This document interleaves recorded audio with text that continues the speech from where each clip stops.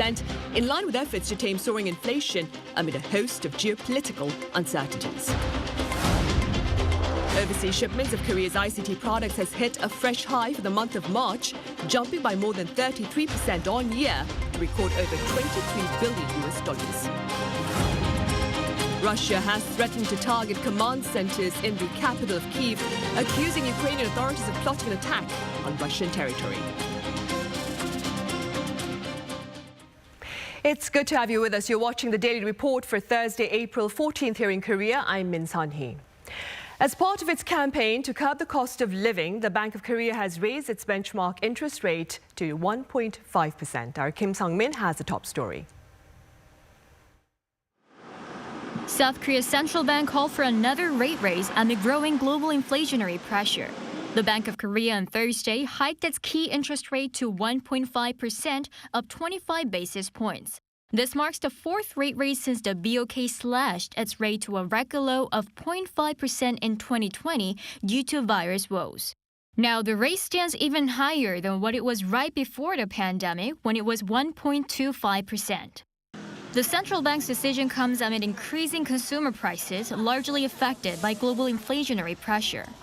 South Korea's consumer prices climbed to 4.1% last month on the back of surging oil prices. Russia's invasion of Ukraine has pushed global energy prices to fresh highs, and now the impact is increasingly being felt in South Korea too. The BOK believes economic growth in South Korea would continue despite external risks as the country eased virus restrictions and further opened up economic activities. Behind its confidence is continuous growth in exports as well as improving consumption and employment figures. The move is on par with other major economies, with some speeding up their policy tightening faster than expected. In the U.S., the Federal Reserve raised its rate in March and strongly hinted at further rate hikes throughout the year. Good afternoon. Kim Sung-min, Arirang News. I want to begin by acknowledging the tremendous... And South Korea's import price index hit a record high in March. The Bank of Korea says its overall import price index jumped 7.3% compared to February, the biggest rise since the 2008 financial crisis. Now, this is the third straight on-month rise, and compared to March 2021, the figure is up by more than 35%. Officials link the rise to escalating energy and commodity costs amid the crisis in Ukraine. Export prices, meanwhile, rose nearly 6% on month in March. This is the largest on-month increase in about 13 years. Staying on the export front, overseas orders for Korea's ICT products have been marking a remarkable growth pattern over the last 12 months, with chips, phones and panels leading the sales. Our Choi Min-jung has the figures. South Korea's exports of information and communication technology products hit a record high for the month of March. According to data released by the Ministry of Trade, Industry and Energy, ICT exports for March jumped 33.6% on year to $23.2 billion. This represents both the largest growth and monthly figure posted since data was first compiled in 1996. And with this, the country logged a double-digit growth for the 12th consecutive month. The record-high outbound shipments come on the back of increasing demand for semiconductors, display panels, and mobile phones. Exports for semiconductors were up 37.9% to $13.2 billion. The figure has topped $10 billion for the 11th straight months. Shipments of OLED panels increased a whopping 69% to $1.4 billion, while mobile phone exports surged 36.9% to $1.5 billion.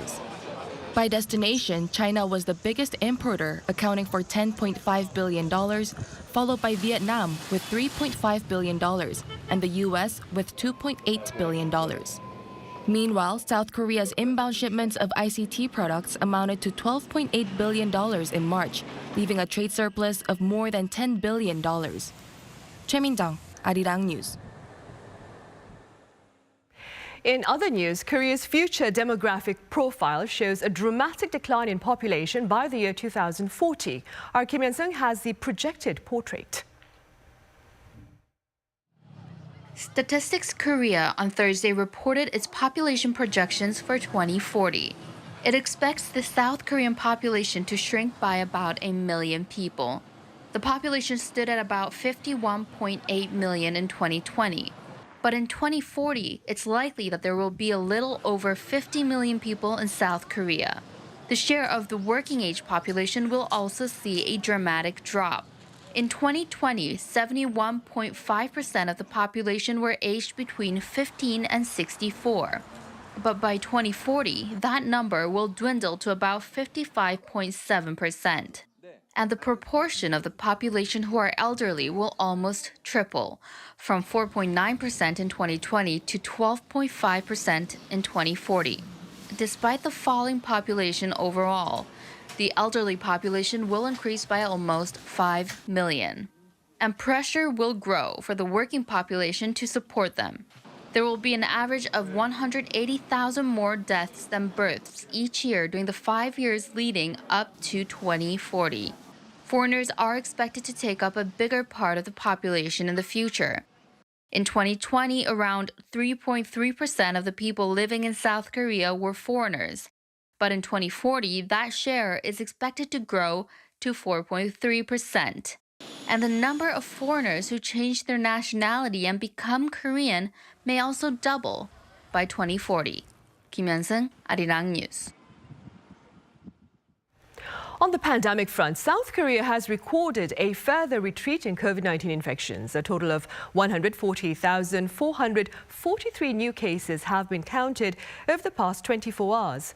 The number of patients in critical condition has also declined to below 1,000 for the first time in 38 days. The daily death toll, however, rose to stand at 318. Authorities, meanwhile, will share their decision on the fate of the country's pandemic-related restrictions tomorrow. That would be Friday. Expectations are high for a complete rollback in restrictions on social gatherings and business hours. Also, people aged 60 and above who have made reservations for surplus vaccines can now get their second booster doses. Also on the pandemic front, U.S. authorities have decided to maintain the country's transit mask mandate for about a fortnight starting next Monday amid a worrying rebound in COVID-19 infections. Our Yoon Jin has more on their decision. Amid demands from industry groups and Republican lawmakers that the Biden administration end the federal transportation mask mandate that's been in place for over a year now, U.S. health officials on Wednesday decided to extend the mandate, which had been set to expire on April 18th, for another 15 days through May 3rd. The mask mandate requires that masks be worn on interstate transportation and at transit hubs, including taxis, rideshare vehicles, and trains. This extension comes as a highly transmissible Omicron subvariant known as BA2 became the dominant strain among new cases in the U.S., which has started to see a rise in infections.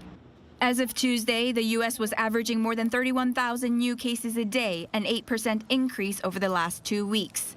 The city of Philadelphia is the first major U.S. city to reinstate an indoor mandate in order to get ahead of what could turn into another wave of the pandemic. We hope that by having folks masked up whenever they're in public indoor spaces, we can get ahead of the wave and keep it from reaching a peak like we saw in January with the Omicron variant. Meanwhile, the World Health Organization said that COVID-19 deaths worldwide have reached a record low. In its latest weekly report on the pandemic, the organization said that records show a 24% decline in global new cases from a week earlier, with the number of deaths down by 18%. But the WHO further warned that the decreases should be interpreted with caution. Yoon Jin, Arirang News.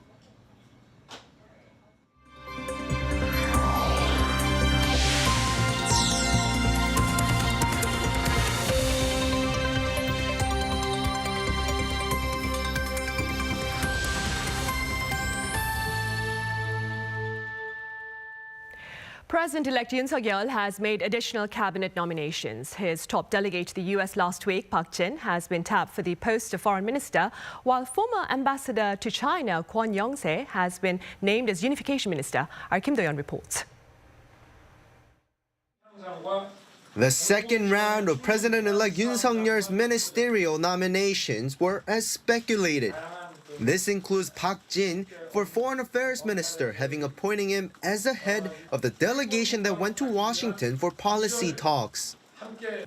외교 현장의 풍부한 경험을 바탕으로 교착 상태에 빠진 우리 외교를 정상화하고 한국이 국제사회에서 연대를 다하는 글로벌 중추국가로 거듭나는데 크게 기여할 것으로 판단했습니다. Park started his professional career as a diplomat and served 4 times in parliament. There, he led the nation's lawmakers in relations with the U.S. As for the unification minister nomination, Yoon named his close party confidant, Kwon. An experienced lawmaker, Kwon also currently serves as the deputy chair for Yoon's transition committee and was South Korea's ambassador to China in the past. Having announced his defense minister nominee Lee Jung-sop already last Sunday, Yoon has now filled out his administration's top posts on foreign policy and defense. And the fact that he's chosen 4-term lawmakers as his ministers in charge of foreign affairs and North Korea policy shows his emphasis on those areas. In particular, Yoon's nomination of a heavyweight politician for unification minister has grabbed people's attention, as there had been some speculation that the ministry was going to be closed. The situation is not good right now, as nuclear tests and missile provocations have continued recently with dialogue cut off and the external environment not helping. On top of that, the Ministry of Unification does not have the support of the citizens. I feel a great sense of responsibility taking over the ministry.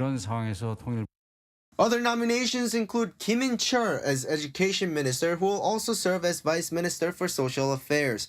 Kim worked as the president of Hankuk University of Foreign Studies. For the Interior and Safety Minister, former judge Lee Sang-min was nominated, while Lee Young, a current National Assembly member, was announced as his push for Minister of SMEs and Startups, followed by Han Hwa-jin for Minister of Environment and Cho Seung-hwan for Minister of Oceans and Fisheries. Kim Do-yeon, Arirang News. Right, and staying with that roster, Han Dong-hoon has been nominated as Justice Minister. Now, Mr. Han is a former prosecutor and a colleague of the president-elect. Our Yoon Jung-min has more. President-elect Yoon Suk-yeol has nominated senior prosecutor and his former colleague Han Dong-hoon as the first justice minister under his incoming administration. Announcing his latest cabinet nominees on Wednesday, Yoon emphasized Han's 20 years of expertise in the legal field, including investigation, trial, and prosecution. 법무 행정의 현대화 그리고 글로벌 스탠다드에 부합하는 사법 시스템을 정립하는 데 적임자라고 판단했습니다. When asked whether he'd made a surprising choice, Yoon disagreed, stressing Han's expertise and his ability to speak English fluently. Han worked closely with the president-elect in the past, both of them as prosecutors who led a number of investigations into corruption involving large conglomerates and politicians. During the former Park Geun-hye administration, Han was involved in probes into influence peddling by Park's confidant Choi Sun-sil. Yoon and Han locked horns with the current Moon administration over its probes into scandals linked to former Justice Minister Cho Guk and his family. Currently, the ruling Democratic Party is seeking to pass a bill to completely strip the prosecution of its power to conduct investigations, a move which is likely to face pushback under the Yoon administration. For his first presidential chief of staff, the president-elect has picked former presidential official Kim Dae-gi. 경제 전문가이면서 정무 감각을 겸비하고 있고 다년간의 공직 경험과 경륜을 바탕으로 성공적인 국정 운영을 뒷받침할 적임자라고 판단했습니다. Kim previously served as Senior Secretary for Economic Affairs and Chief of Staff for Policy under the Lee Myung-bak administration. Along with the president-elect, Prime Minister nominee Han Dok-soo was also present at the announcement, and more nominations are likely to come soon, at which point preparations for confirmation hearings will speed up. Yoon Jung-min, Arirang News. Across the border, there's been a military reshuffle in North Korea ahead of a major celebration in the country this coming Friday. Now, Kim Jong-un has ordered a list of promotions for officials who had earlier been demoted. Our Min Suk-yeol has the names. A day before commemorating the 110th anniversary of the birth of North Korea's founder Kim Il-sung, Pyongyang has promoted several military officials who had previously been demoted.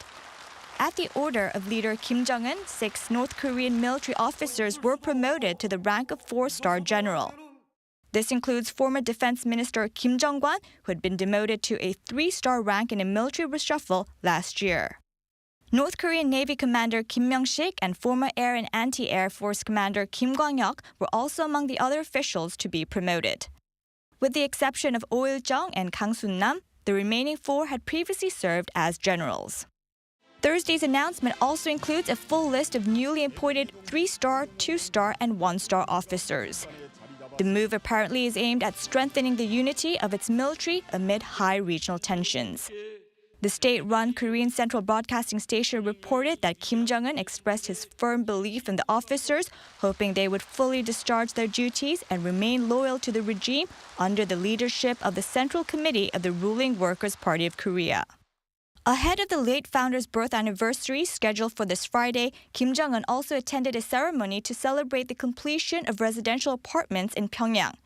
The terraced apartments along the Potong River are where a special residence for Kim Il-sung was located during the 1970s, which is why Kim Jong-un gives greater meaning to the new residential area.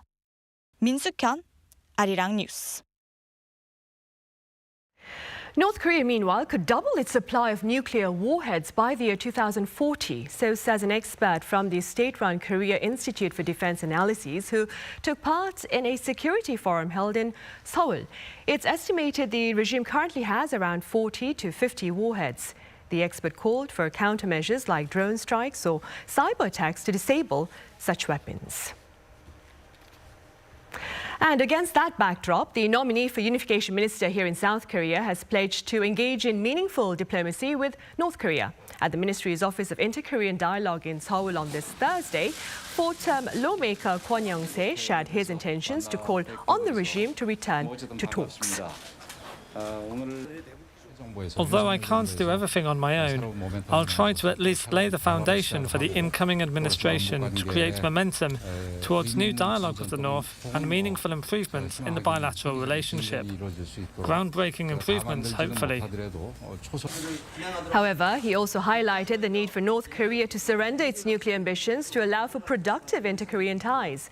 Meanwhile, Kwon's nomination came as a surprise as there had been widespread speculation that the incoming Yoon administration might close the unification ministry.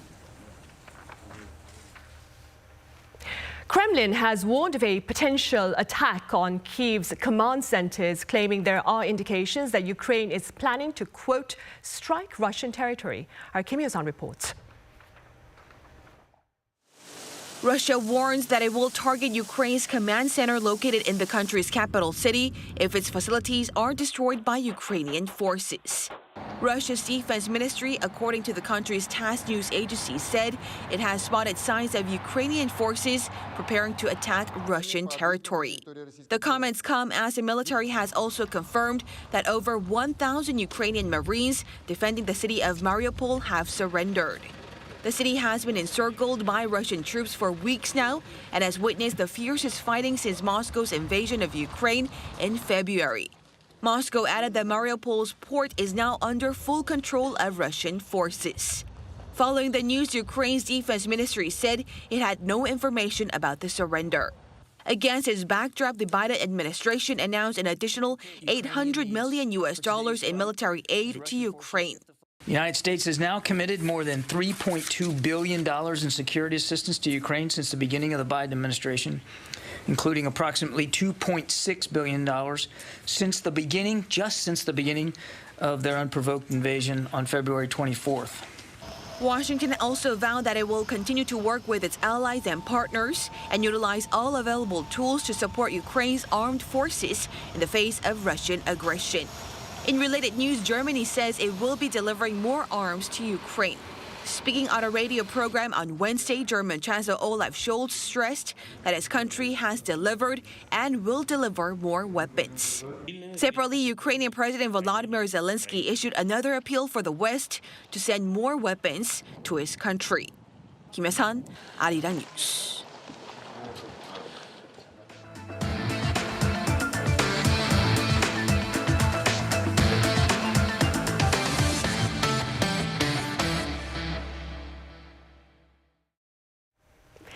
In our panel session on this Thursday afternoon, we delve into prospects of an extra budget bill, that is, by the incoming administration to ease the financial burden of small merchants in the wake of prolonged pandemic-related restrictions. For more, I have Professor Song Soo-young from Pyeongyang University. Professor Song, it's a pleasure to have you back. Yeah, good afternoon, and thank you for inviting me. I also have Professor Oh Jun-suk from Sookmyung Women's University. Professor Oh, it's good to have you here. Thank you for having me. Right, Professor Song, President-elect Yoon Suk-yeol earlier pledged some 50 trillion won to support small merchants who have borne the brunt of pandemic-related restrictions. First, let's begin with your thoughts on the size of this particular support plan. Yeah. In the last of February, the National Assembly has passed the small relief fund for the small merchants who have suffered from the coronavirus restriction. And that amounts to the 3 million Korean won per person per capita of the small merchants. The number has been 3.32 million people. So per capita is 3 million Korean won, and then when the 50 trillion won has been implemented for the support of the small merchants, as long as the pool of the beneficiaries of the fund remain the same, which will have 15 million Korean won per capita, unless the pool of beneficiaries has not expanded. So that means that this is may put the pressure on the President-elect Yoon to eat his own words during the campaign, because his rival candidate for the contender, Jae Lee, has promised to offer 30 trillion Korean won. Then actually, President-elect Yoon offered more than that. So this is kind of the situation now. Seems to me a winner's curse, because he has promised too much for the merchants.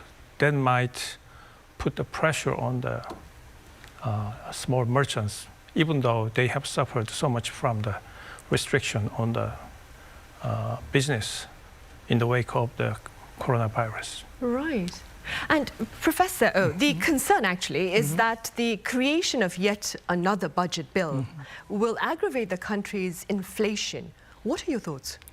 Yes, coupled with the excess money supply, as Professor Song commented about the relief fund, and it is inevitable amid the pandemic. But there is another external factor in Ukraine. So as a result, consumer price index has soared up to 4%, the highest in 10 years. A red light has been blinking already in Korean economy, and the Bank of Korea said consumer price could hit the 4% rate for the time being, and due to the price increase of dining out, 6.6% up, and the processed food 6.4% up. So as a result, there is no other choice for the government to quell down this kind of inflationary pressure.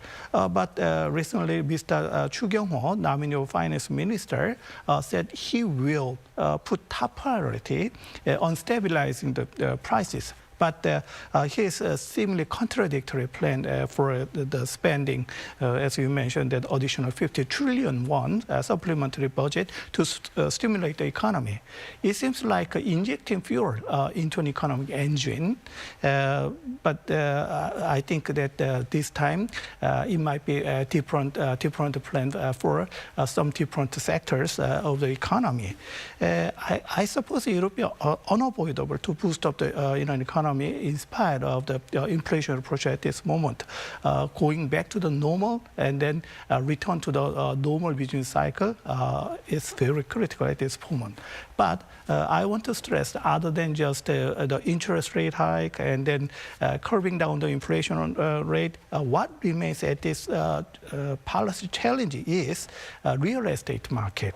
While the new administration commented about that they will return to the from the regulation-based policy to the market policy, but still the apartment prices shows a rapid increase recently. So I might say it will be the first capacity test for the government. I mean the new government, depending on how to stabilize the prices in the real estate market and to solve the problem of supply bottleneck. Right. Professor Song, as Professor Oh mentioned, Chu Kyung-ho, who has been nominated for the post of the finance minister, claimed that he will ensure the extra spending budget without stoking inflation or hampering financial stability. Is this possible? Yes, but with reserve. So, as Professor Oh has pointed out, very good point, because the real estate issue would be a primary concern over the upcoming new administration. So some kind of ingenuity of the policy mix is necessarily needed. And then what is important is not to unanchor the inflation expectation. So if the inflation expectation is the rising price may be entrenched among the people, is very difficult to hold down. So comparing those two countries, for example, in the US in the March, the inflation has reached 8.5%, whereas in Korea actually it is 4.1%.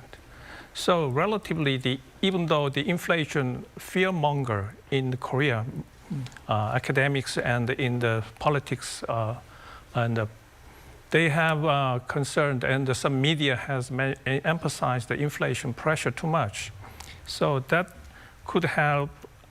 That could end up with the result of some too much pressure on the demand. So which means there is a high in order to quell down the rising inflation rate. If you increase the interest rate too hastily and too much, that could remove the demand, and that could end up with recess. That is a really trade-off relationship. So I believe that the new administration will focus on some moderate increase of the interest rate. So when compared even the yield curve, the yield of the bonds, long-term bonds, in Korea we have just a 5-year bond and a 3-year bond, relatively stable. But in the US it is quite different, because its yield curve is in reverse position, which means the short-term yield is very high, but long-term yield is relatively low. So which means it has been changed. So inflation expectation seems not entrenched even in the US, despite such a high level of inflation, short-term inflation rate. So supply bottleneck and the commodity price rise would be resolved, because recently the freight container price, shipping price of the container of the 40-feet US tanker has been reduced. And also the oil price, which has reached almost $160 per barrel for Brent, but it has been down to right now the $100. So to that regard, this would be resolved. But the problem is, the obstacle is Ukraine-Russian war. So as long as this war continues, and then we are not sure how much impact would be unfolded in the upcoming later part of the year. So the reason why the Korean real estate market is quite important is, as Professor O mentioned, that the previous government, the incumbent government, who has failed to win the presidential election, actually they have employed a very diverse control of the real estate market, such as tax hikes, property tax hikes, and/or debt service ratio, and/or loan to value. All these measures turns out to be not ineffective. So in order to contain the house supply, so this is a particularly, I believe that the shortage of the supply, particularly in the vicinity of the Seoul, Gyeonggi metropolitan areas such as Seoul, Gyeonggi, and Busan, that could be the primary cause of the surging hike of some house price. But this is a global trend right now because of the pandemic, outbreak of the pandemic, and the aftermath of the coronavirus. Globally, in the US, the real estate market is very hot, very hot. So to that regard, relatively Korean market is not as hot as in the US, but soon it will be a problem, particularly when it is combined with some diverging wealth and income and the divide between the income and the wealth gap among the population. That could be another problem. Right. Professor, this is an impromptu question, but given what Professor Song has just said, and you also mentioned the real estate market here in Korea, are there any tangible ways to address this particular problem then, do you think?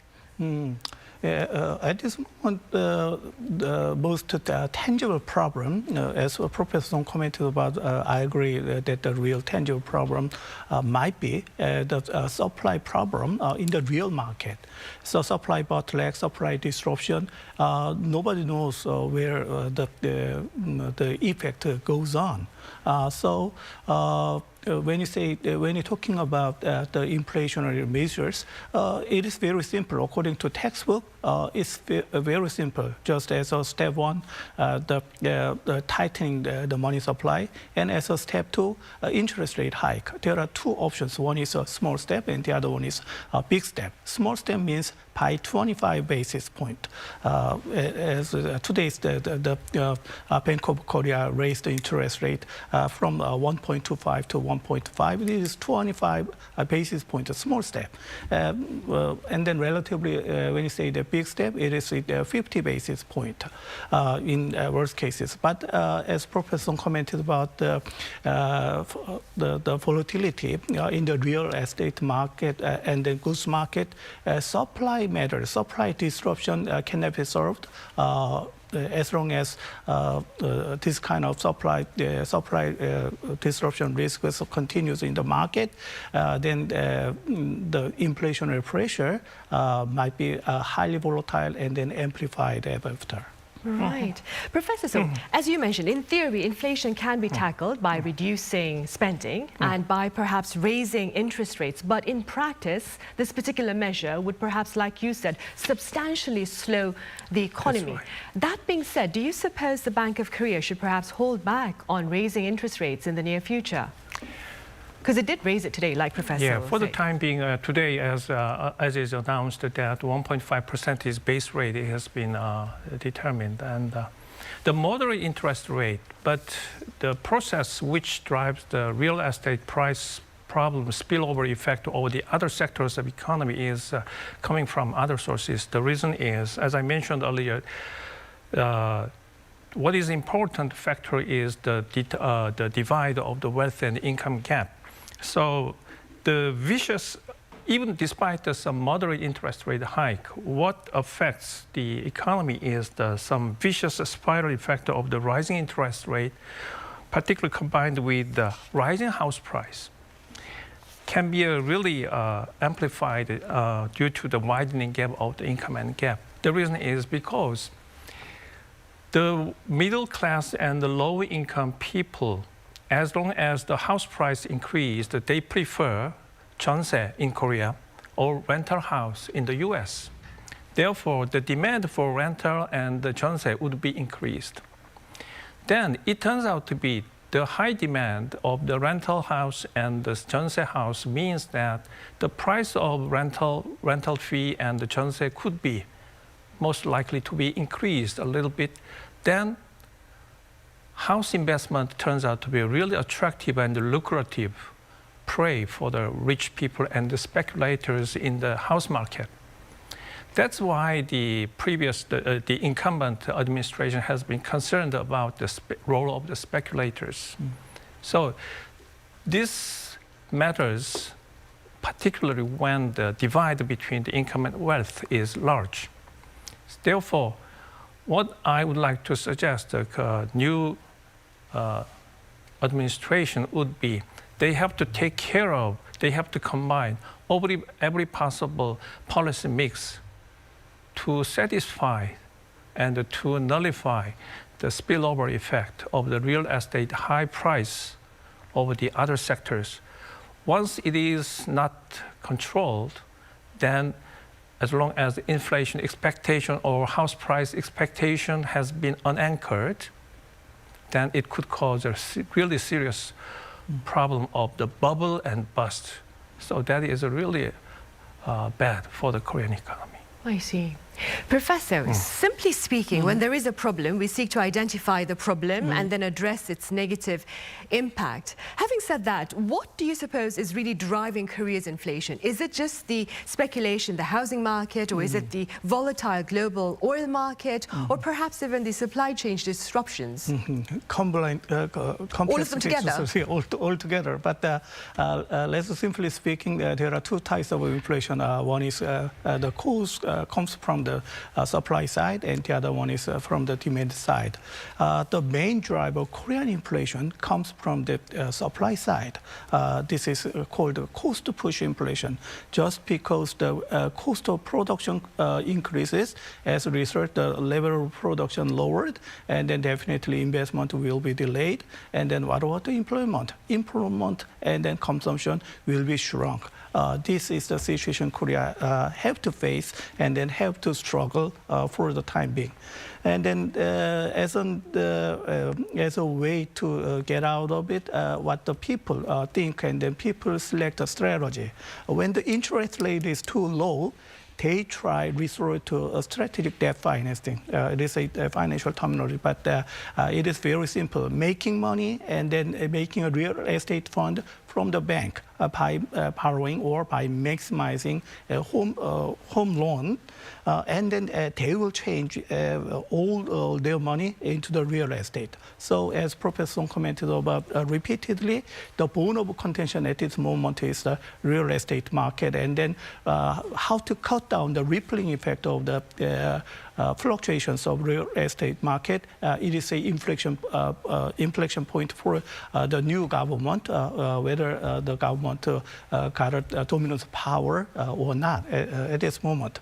When the interest rate becomes higher, then the people will change their financial strategy and then change their finance model into from the asset holding position from the real estate into the financial income generating assets, which means money flow to the capital market. So there is the Bank of Korea and the economists might suggest it might be the appropriate way to guide the inflation pressure into the appropriate way. Right, I see. Professor Song, going back to plans for an extra budget bill by the incoming administration, now some pundits say that the Yoon administration may have to resort to a debt sale to fund an extra bill. Do you agree? Partly, yes. The reason is, even though the fearmongers of the government deficit, they would like to increase the interest rate, but whereas as long as the extra budget, the source of the extra budget is not readily available from some reallocation of the national budget and some other extra earning of the revenues from the taxation, then they have no other choice but to issue the government bonds. So to that regard, the lower the interest rate would be favorable to the government. But however, considering the situation, the new President-elect Yoon has promised that to lower the property taxes. So tax revenue is most likely to be declined over time. And also, they have promised to reduce the transport tax. And so And also they would like to supply more houses to the market.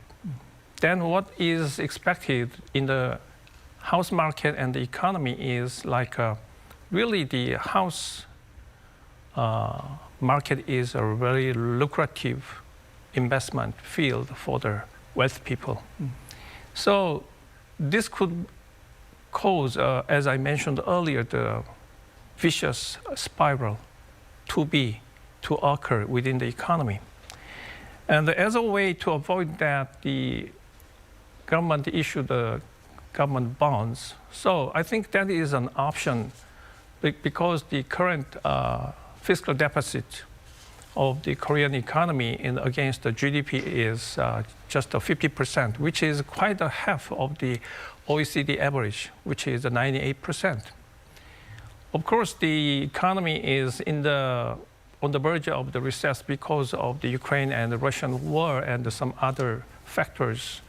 Still, we are a little bit concerned about the deficit, but not necessarily much, because for the Korean economy, unless the government bear the burden of the deficit, then private market or just the civilians and people must bear those brunt of the coronavirus and corona pandemic problems. Right. So that is the issue. Professor, as Professor Song has just mentioned, how does Korea's national debt compare to that of its global counterparts? Very sensitive to say, but from the perspective of affordability, it might be considered as acceptable. But from the speed and then timing of debt growth, I might say that time to slow down the growth rate and then reforming the debt ratio ever after. Government liability last year exceeded 2,000 trillion won. It is equivalent to 1.65 trillion US dollar. For the first time, as spending surge to fight the pandemic, increases in public service provision due to increased hiring also stress the budget in the future. Despite the economic urgency, speed of growth should have been controlled. Korea's 2021 national liability increasing 10.8% to 2,196 trillion won, and though it is not it's not easy to compare country by country, but according to IMF data, the growth rate of debt to GDP ratio toward the 2026 projection, Korea ranked number one, 15.4% of growth rate. Then next is Czech Republic, 8.7%, and third is Belgium, 6.3%. Then Singapore is 6%, and then comparing just 6% debt to GDP rate, and then Korea's 15% of growth rate, then it is time to lower down the growth rate. When the first supplementary budget for this year, government debt expected to break 1,000 trillion won, and the debt to GDP ratio might be over 50%. So it is time to change and reform the debt to GDP ratio, and then more than anything else, due to the increased hiring of the government services, the government employee pension system should be reformed in the incoming administration. Well, pundits are expecting the unit administration to perhaps tighten its purse strings. Right. So, Professor Song, President-elect Yoon Suk-yeol has also pledged to cut non-priority expenditures to finance his pledged support for small merchants. What might he be referring to?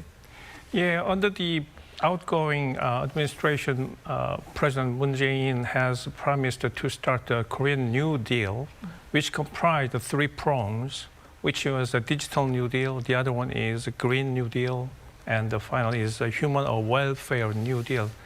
But particularly for the Green New Deal, and which is related to the issue of the carbon issues, and the welfare New Deal, all those are, they have set up the plan but has not executed yet. So these areas would be the most likely candidate for the reallocation or change of the as a non-priority expenditures. I see.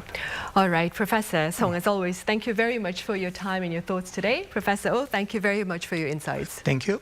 Thank you.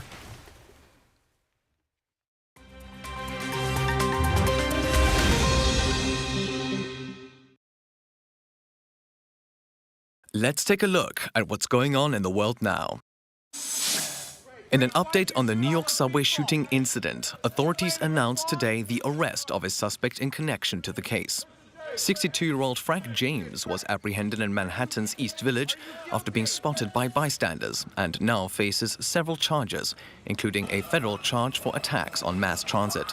If found guilty, he may face life in prison. The arrest comes after an attack on subway passengers during their morning commute on Tuesday.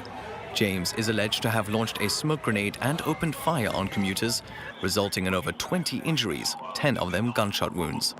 An investigation into the motives for the attack is still ongoing. Revisiting South Africa now, as floods in the country's eastern coastal province of KwaZulu-Natal has seen the death toll rise to 259. This follows torrential downpours in the region, resulting in devastating floods and mudslides sweeping away homes and roads and disrupting shipping in one of Africa's biggest ports. South African President Cyril Ramaphosa visited the province on Wednesday and pledged to assist the victims of the disaster. Climate scientists have said future weather patterns will become more turbulent for the region as it sits in an area heavily influenced by global warming. Japanese locals are protesting the government's plan to release radioactive water from the Fukushima nuclear power plant into the Pacific Ocean. The growing citizens' movement comes 1 year after Tokyo announced plans to discharge water into the sea from the crippled Fukushima Daiichi plant. Citing the well-being of future generations and the livelihoods of farmers in the region, petitions in Fukushima and Miyagi prefectures have collected around 180,000 signatures so far, and they have been submitted to the authorities in charge of the discharge. This follows a written commitment by the Japanese government and company responsible for the project that they won't dispose of the contaminated wastewater without permission from local residents. An attempt to send a kebab into space failed last Saturday, with the kebab splashing back down to Earth. Launched by a restaurant owner and space enthusiast from the city of Adana in southern Turkey, the attempted spaceflight came as a celebration of the 61st anniversary of the first human in space. Lifted by a large helium balloon and using a styrofoam tray with a tracking box and camera, the kebab took a 3-hour voyage, reaching an altitude of 35 to 40 kilometers. However, the journey was cut short when the balloon popped, crash landing into the ocean off the Turkish coast. The kebab was found mostly intact, with the owner planning to make another attempt in the near future. Matthew Ashley, Arirang News.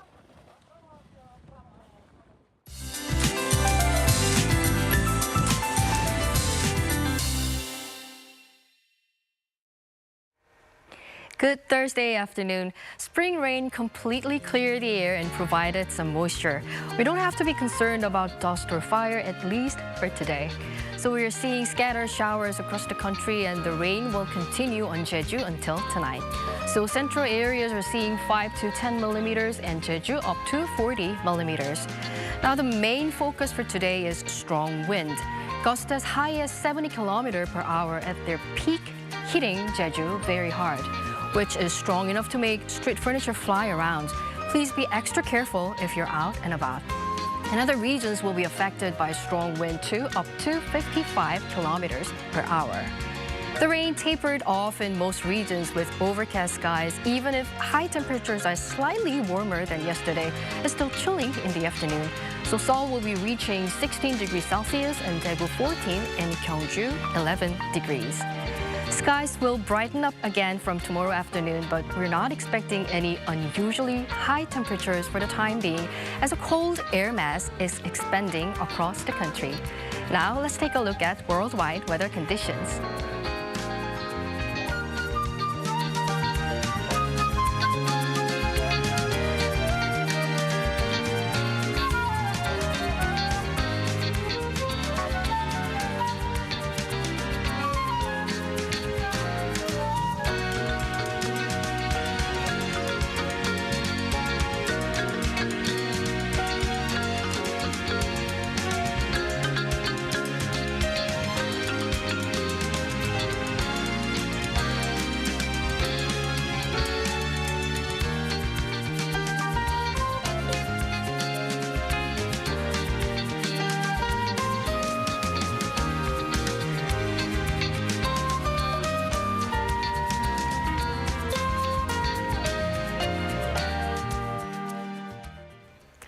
Right, that ends this edition of the Daily Report. Do stay tuned to Arirang News for more of the day's headlines. Thank you for watching. Take care.